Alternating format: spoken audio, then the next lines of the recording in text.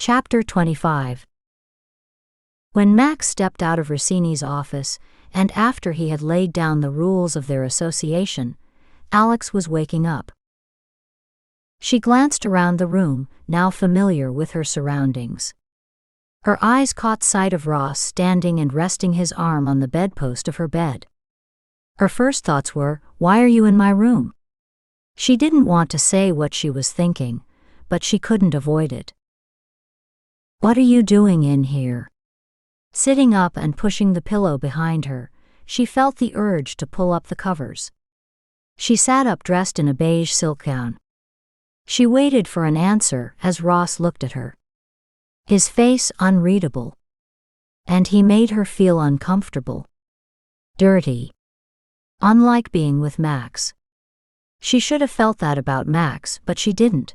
And now she was feeling this for Ross, who is supposed to be her husband. "You didn't come to bed last night, and I wanted to know why," he said, not at all angry. His voice peaceful and appeasing. "I don't think you deserve an answer," Alex said. "You came in late." He raised his voice. Then he lowered it. "Got lost for a day, and now you ask me why I'm in this room. This isn't our room. Something happened, and I had a lapse of memory." She stared at him and then said, "I'm not your child. You treat me as if I'm a child. You have no memory of anything, and you get lost and don't listen. I'm trying to protect you." She crossed her arms. "Protect me from what?" "From yourself." There was silence, as they stared at each other waiting for some kind of truce. Alex couldn't bear the silence, and she wanted him out of the room so she could breathe. Every time he's around her, she feels as if she's suffocating. He watches her all the time. He feeds her only the information that she needs to keep her tied to him. She hasn't met any of his friends or his family. There are too many unanswered questions she has for him that he doesn't want to answer. "Why don't we have friends?" He motioned for her permission to sit on the bed. She reluctantly gave him permission, and he sat near her. Turning to face her, he said, "Because you don't recognize them anymore. They're strangers to you. You said you didn't like them, so I didn't invite them over for dinner." He leaned over and reached for her hand. He felt her reluctance and a slight quiver of nervousness. "Don't be frightened of me. I'm all you have. You have no family." Alex became unnerved. "Since it's Halloween weekend tomorrow, I've invited a group of my friends. You can make new friends. Dress in your favorite costume and have a little fun. What do you say?" Alex thought maybe she had judged Ross too harshly. After all, he had been patient with her, and she had been carrying on a relationship with Maximillian Blackstone, a married man with children. How far could that relationship go? Not far was her answer. "I know I've been stubborn, and I apologize for all the trouble I've caused you," Alex said. "It won't happen again." She leaned over and kissed him. She felt nothing. It was like kissing someone you didn't like because you were made to. But she liked him, but not the way he wanted her to. Why did she feel this way? She had no answers yet. When she kissed Max, it was familiar, warm, and erotic. Would her marriage to Ross be just in name only, and she would spend her life living on the fringe of society, meeting Max at BDSM clubs and hotels just to get that feeling she didn't have with Ross? She had to decide whether she would make a life with Ross or take a dishonest life with Max and spend that life wanting someone she couldn't have. She reached her answer quickly. "Can we start all over? I'll never get lost again. And I'll come to bed and sleep with you." "What about the party?" "I'll be a perfect loving wife. You won't be able to pull me away from you." That was all Ross wanted to hear. As Ross was selecting his costume, the one he wore when he first met Alex, she was pulling out of her bag the black leather outfit she wore with Max. She smiled because it would be the last time she would wear this outfit, and she would give up Maximillian Blackstone for a less handsome, less rich and less married man. When Ross walked out of the room, he thought he was free to take over Alex's life completely, and if he held her long enough, he could one day, when she had forgotten everyone she knew, bring her out of her hypnotic state and explain to her what happened. Maybe not all the truth, he thought, but enough where she wouldn't hate him entirely. By then it would be too late. He would have children with her, and they would be a family. Those were Ross's delusional thoughts. After all, he was an actor in his own world. Reality had taken over him, and he was lost in it. Lost in the happily ever after movies. It was Saturday and 8:30 when Max, wearing a black tux and black tie, sat down in his limo on his way to meet Sabastian Hunter. It was 9 o'clock when Sabastian climbed into the back of the limo, and the driver pulled out into heavy traffic, headed to Long Island. "Good evening, Mr. Hunter." "Good evening, Mr. Blackstone. I hope you're up for tonight. You never know what tonight will bring." "I'm up for everything and anything. You know that." "Yes, with a man like you, I guess you are." And Sabastian smiled and said, "I thought maybe we would travel by your private jet. I've never flown on one before. And I've flown on too many. It will get us there too soon, and I have business to conduct. I hope you don't mind." "No. Not at all. I'm interested in the local color and seeing how the 1% lives," Sabastian said, watching the buildings and shops and people out for a good time on a Saturday night. "Besides, a limo is better for traveling around the small villages in Southampton," Max said, looking up with his black rim reading glasses, then dropping his head down to read the pile of letters before him, and then reaching for a pen and signing one paper, and then dropping it into his brown leather satchel. "How do you do that?" Sabastian said. "What?" Max looks over to him, and his eyes narrow and his forehead is furrowed. Sabastian points. "Read as the car is moving. I don't know many people who can do that. I get nauseous. I hear it has something to do with your ears and balance. You must have great balance." Max shakes his head, smiles and continues reading. "I noticed you didn't wear a costume." "It's a Halloween party," Sabastian said. Max doesn't say anything. He places the remaining papers and pen in his briefcase, takes off his glasses and secures it in a case. He turns to Sabastian and says, "But I do have on my costume. Black tux, white shirt and black bow tie." He takes his hand to straighten an already straightened tie. "I'm going as a billionaire." And he shot Sabastian a closed smile. "And you, Mr. Hunter, where is your costume?" "I'm a detective. Got the badge and everything. Including the gun." He shows Max the gun and pats it. He reaches in his inside pocket and pulls out one small black mask. The kind that only covers the eyes. "Oh. I forgot. I knew you would need a mask, so I brought one along for you." He handed it to Max, and Max good-naturedly smiled and placed it in his pocket and said, "Where's yours?" "Next to my gun." He patted the pocket on his brown plaid sports coat, then pulled it out to show Max and tucked it back in. Then the inside of the car became quiet once more, and they both looked out the opposite windows, with Max thinking about Alex and Kelly, Sabastian thinking about his next job. It was 11 o'clock when the guests started piling in to Ross's Southampton mansion. He had invited all his friends and their friends from the New York acting community. He had met many local actors, directors and producers in his 10 years of auditioning for off-Broadway plays and soap operas when they were the bread and butter of the struggling actor. Ross had managed to land jobs in a few Shakespearean plays at the local off-Broadway theaters, but nothing substantial.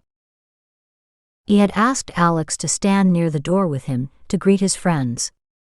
There was a steady stream of them, and she was getting tired. "I didn't know you had so many friends." "And now they will be your friends." He held her around her waist and looked at her lovingly. "I want everyone to see how happy we are." Alex's smile warm and agreeable. She had made up her mind to accept Ross and put Maximillian Blackstone out of her life. But he would never be out of her mind. "Just a few more guests, and then you can go and mingle with them." Alex looked around as Max's limousine was cruising to the front door to let him out on the left side, and Sabastian out on the right side of the car. Sabastian opened his own door and strutted to the mansion and into the house before Max stepped out of his limo. In the huge hall, Sabastian walked up to Ross, glanced at Alex, and shot Ross a fixed smile. Then he held out his hand to shake Ross's hand. Ross hesitated but shook it nonetheless and said, "I'm not sure I know you." "I'm a friend of a friend," Sabastian said, joking. "Our mutual friend said that there was a party here. He also said you said to invite some people. The more the merrier." "Yes, I did say that." "He's correct. I'm glad you came." He turned to Alex as she watched at them. "This is my wife. My fiancée, soon to be my wife." Sabastian showed her a full, wide smile. He turned back to Ross. "You are a lucky man." He remembered his mask, took it out of his pocket, and put it on. "After all, this is a Halloween party." Then Max showed up wearing his mask and stood near Sabastian. "This is a friend. I brought him along." Max's eyes never left Alex. It was something about her that stole his attention, and he couldn't see anything else. "Is he your boyfriend? Partner?" Ross asked Sabastian, hoping. "I'll let you answer that," Sabastian said, turning to Max, smiling as he moved out of his way and headed for the room filled with guests, music, noise, and drinks. Max said to Ross, "You have an impressive home. Please allow your beautiful wife." "I'm his fiancée. We're going to be married soon." And she held on to Ross's hand. "Please allow your fiancée to show me around." Alex looked to Ross, and he nodded his head. She turned nervously around as she felt Max's eyes follow her.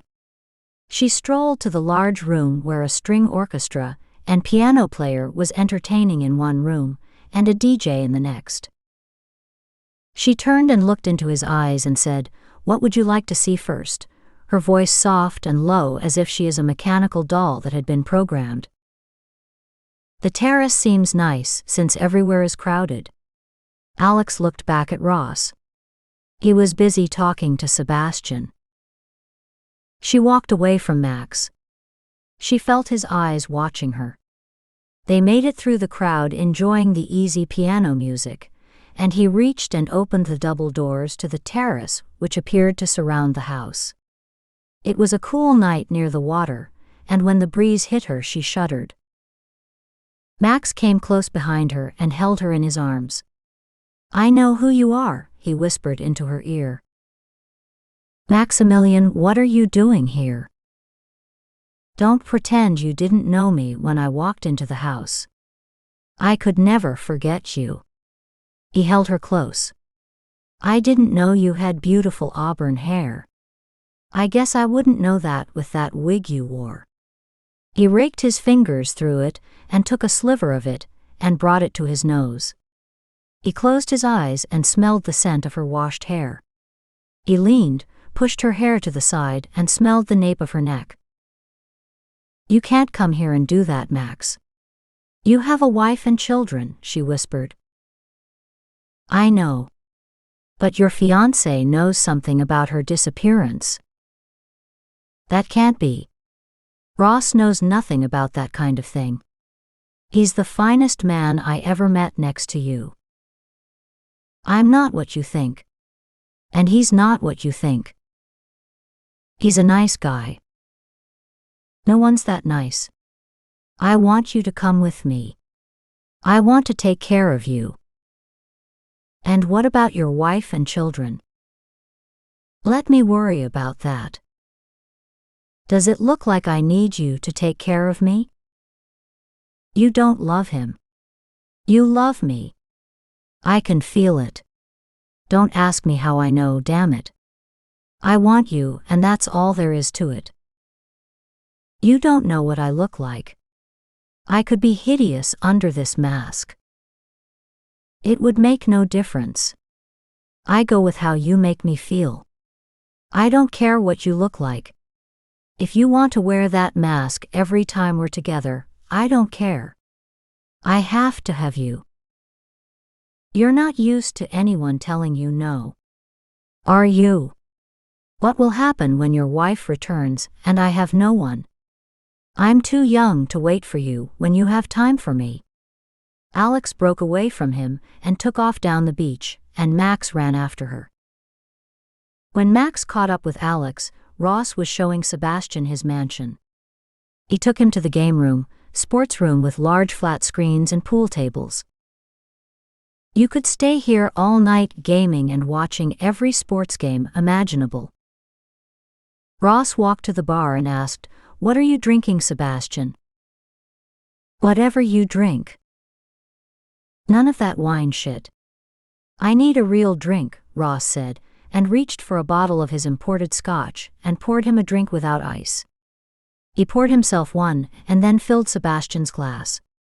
Ross drank his all in one gulp. Sabastian liked to sip his drink, especially if he was around someone who liked to drink and talk. And Ross appeared to be the kind of man who liked to talk after one drink. Ross drank constantly, and when he had a drink he enjoyed talking. They were a match made in heaven. "So Ross, you have a great setup here. Those women are just ripe for the plucking. What do you do to get into their panties? And that fiancée of yours is a beauty. You're a handsome guy with loads of money, but she has class. Explain to me how an unemployed actor get close to a woman like that." Sabastian questioned, slapping him on the back. With his words slurred, Ross's mouth curled up on one side and said, "I don't have to work as an actor any longer. I've got money." And he poured another drink. "I heard. Your brother died and left you a fortune." "Yay. I met her at a party about 2 weeks ago. I'm not only an actor, I'm a magician," Ross said, bragging and gulping down another half glass of pure scotch. "But she wouldn't just take up with a magician. You had to do something to get her to go to bed with you." Ross put an unsteady hand on Sebastian's shoulder, then peering at him he said, "I'll tell you." He raised his finger, "But you have to promise me you won't say anything." He placed his finger over his mouth, and with his fingers he made a zipping motion across his lips. "I promise," Sabastian said, reaching for another crystal decanter holding more Scotch whiskey and pouring a healthy amount into Ross's glass. Ross made a motion over the glass to stop Sabastian from pouring it. "Drink. Drink." "I don't like drinking alone," Ross said, leaning forward. Sabastian drank another sip, and Ross drank all the liquid in the glass and poured himself another drink. "I hypnotized her," he whispered after looking around the room to see if anyone else was there. "You did what?" "Don't let anyone hear you." Ross got close to Sebastian's ear. "I hypnotized her and she thinks she's my fiancé. And we're leaving the country soon, and we're going to be married." "No shit," Sabastian said, reaching for his drink and drinking all the liquor. And she doesn't know her real name or her past? He said, looking around to check if they were alone. If I tell her to remember everything, it will all come back to her, but I'm not planning on doing that. If anyone says those words to her, she will remember her identity and past. And it's over for me. I can fuck her when I want and how I want. She doesn't remember a thing. Not all of what Ross said was the truth. Who is she? Sabastian whispered, caught up in the moment, as he poured himself another drink, this time filling it up. I can't tell you that. Help me to the chair. Sabastian put Ross's arm around his shoulder and brought him to a nearby chair. He looked up at Sabastian and said, "Since you're my friend, her name is Mrs. Blackstone. I'm getting revenge for my brother," he whispered as if the walls had ears. Sabastian stood glaring down at Ross, trying to make sense of what he heard.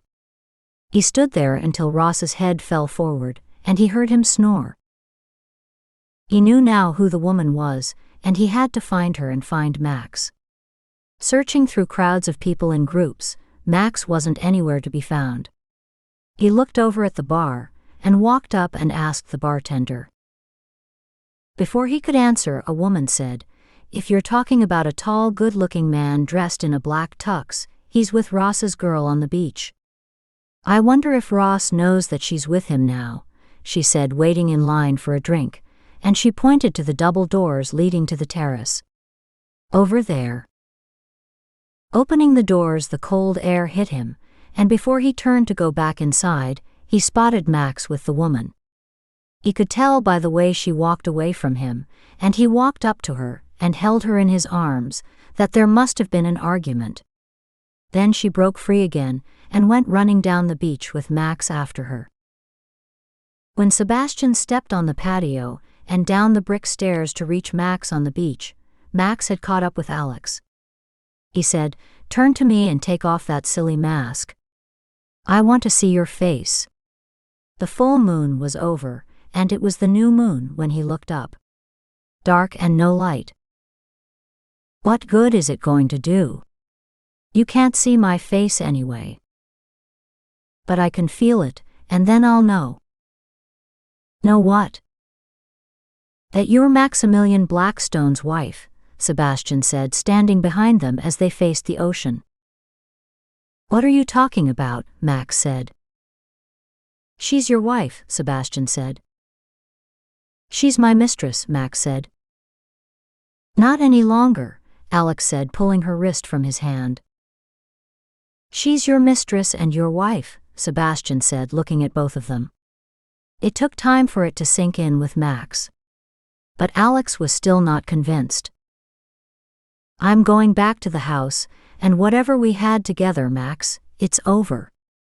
She raised her voice, and Max heard Alex's voice for the first time in months, and he knew it had to be her. Alex breathed hard and shouted to Max once more, "I'm going to marry Ross." She turned and walked quickly back to the house. When Max tried to rush after her, Sabastian caught his arm. "She's your wife, Alex." "I know it now." I heard her voice for the first time. When she's angry, she raises her voice, and it has a sound to it which makes the hair on my neck stand on ends. Max put his hand to his mouth and hid a laugh.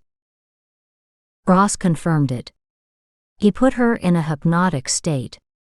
She doesn't remember anything. When she found you at that club, it was by accident. She had been trying to figure out why she knew that place. She felt something was wrong, but she didn't know how to get out of it. "How do I get her to remember me?" Max raked his hand through his hair. "That's the beauty of it. Ross gave me the code to break through to her. It's simple. All you have to say is, remember everything. That's it." "Yes, as simple as that." Max turned like a man possessed with Sabastian trailing behind him. He walked fast, kicking up sand as he went straight to the house and into the noisy room of piano music and conversation about who's fucking who in Hollywood and who's on drugs in Manhattan. He stood for a moment watching through the crowd of people, and there he spotted Alex. She was engaged in a conversation with 3 women and still wearing her mask. He could see now. Her mouth. Her sharp nose. The shape of her face and her eyes. It was her. He walked up to Alex and took her by the arm and looked at the women talking to her and said, "She won't be back." Max turned her around and aimed her for the door. She walked with him, not trying to make a scene. When she stood outside, she said, "What are you doing and what is this about, Max? You can't get your way, so you're going to ruin this relationship I have with Ross." "There is no relationship with Ross." "Wait a minute." Still holding her arm and Alex trying to get away, he walked her around to his limo and then said something to Dominic. Dominic exited the car and entered the house at the same time. Sebastian was headed to the car where Max and Alex were standing. Max turned to Sebastian as he held Alex's wrist and said, "Sebastian, right up front with Dominic." He turned to Alex. "Get in the car." "No. I'm not. Tell me what this is all about." "You're as stubborn as ever. Your name is Alexander Blackstone and you're my wife. You would do anything to get what you want. Believe me, it's true." "I'm going to see Ross," Alex said, but Max opened the door to the limo, climbed in and at the same time pulled her in on his lap and reached over her and closed the door. "What are you doing, Max? If you think you can dominate me like this, you are wrong. Ross will come after you, and then what will you tell your wife when this appears in the papers?" Max saw Dominic step from the door and nod to him, and then walk around and get in on the driver's side and start up the motor. "Alex, remember everything," Max said. Alex turned, looked around and looked at him playful and composed and said, "Why am I so tired, Max?" Max smiled and removed her mask. "You've had a tiring 2 weeks. I know what you need." She placed her head on his shoulder and fell asleep. When she woke, she was in her bed with Max sleeping next to her. She looked over and he was sound asleep.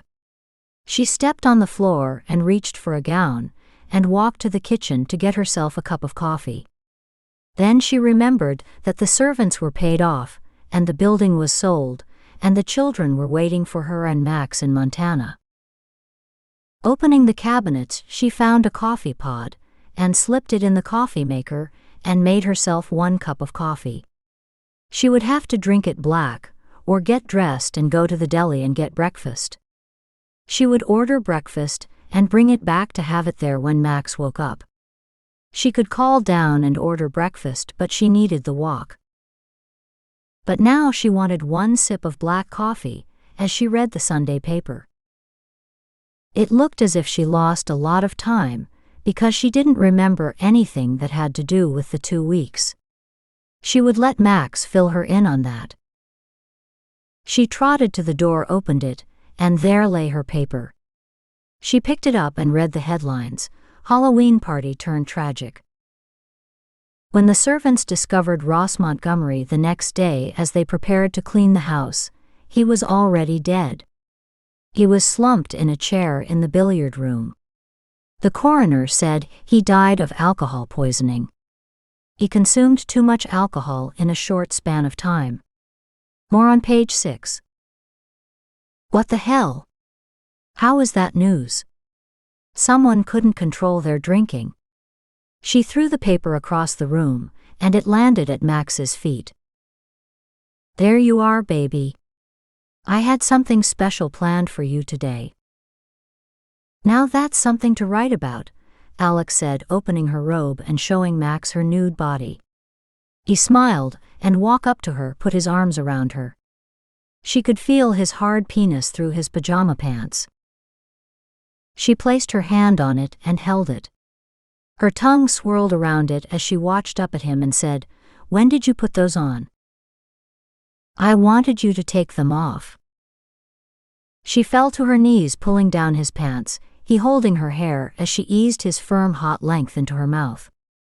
She looked up at him and down at his penis and whispered, "I would know you anywhere." Both his hands went to her face, and he pushed his cock into her mouth and pulled it out. "From now on, I'll make sure of that." The end. Thank you for buying and reading my books. If you enjoyed it, please leave a review. And if you are new to my work and you want to know about my latest books, go to my website to sign up.